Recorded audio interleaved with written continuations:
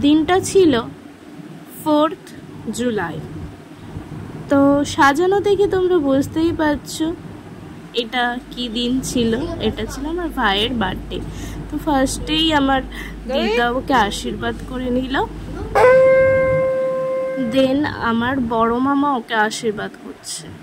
বড় মামা আর বড় মামির স্থানটা ওর জীবনে সবার প্রথমে, মা বাবারও প্রথমে, কারণ ও একদম ছোট থেকে ওদের কাছে মানুষ, একদম ছোট বলতে গেলে ও 2-2.5 মাস থেকে। তো চলো দেখে নেওয়া যাক ওর রিয়াকশনটা, শুধু দেখো। সবার কাছ থেকে ক্যাশ কালেকশন করার পর ওর রিয়াকশনটা দেখার মতো ছিল। দেন বড় মামি আশীর্বাদ করলো, তারপরেই চলে এলো আমার বাবা আশীর্বাদ করতে। বাবা ওকে ভালো করে আশীর্বাদ করছে যাতে ভালোভাবে থাকে। আর ও তো এদিকে আমার সাথে শুধু টম অ্যান্ড জেরির মতো ঝামেলা করতেই থাকে, সব সময় আমার সাথে টম অ্যান্ড জেরির মতো লেগে থাকে। দেখো ওইদিকে ওকে আশীর্বাদ করছে আর ও এইদিকে আমার সাথে কনস্ট্যান্ট বকে যাচ্ছে, কনস্ট্যান্ট ও আমার সাথেই বকে যাচ্ছে। মানে এত বদমাস না, কি বলবো। যাই হোক, তারপর ছোট মামা আশীর্বাদ করলো, মা আশীর্বাদ করলো, দেন ফাইনালি আমি আশীর্বাদ করব। শুনে নাও এবার কি কি বলছে।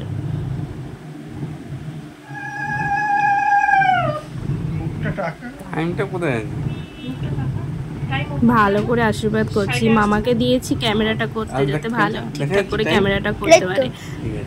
তারপর আমার ছেলে গিয়ে আবার কি বললো কে জানো। যাই হোক, ভালো ভালো বলো, ভালো ভালো দেখো। এই তো হ্যাঁ দেখাচ্ছ পুরো, ওই তো লাল লাল হয়ে আছে। এটা 26 সেকেন্ড। যাও ভালো করে এবার নমস্কারটা করো। কর কর কর কর ওইলাম ভাগ বড়র খাতিরে, ঠিক আছে। দেখ দেখ আমার আলু ভাজা ফেলছি। আচ্ছা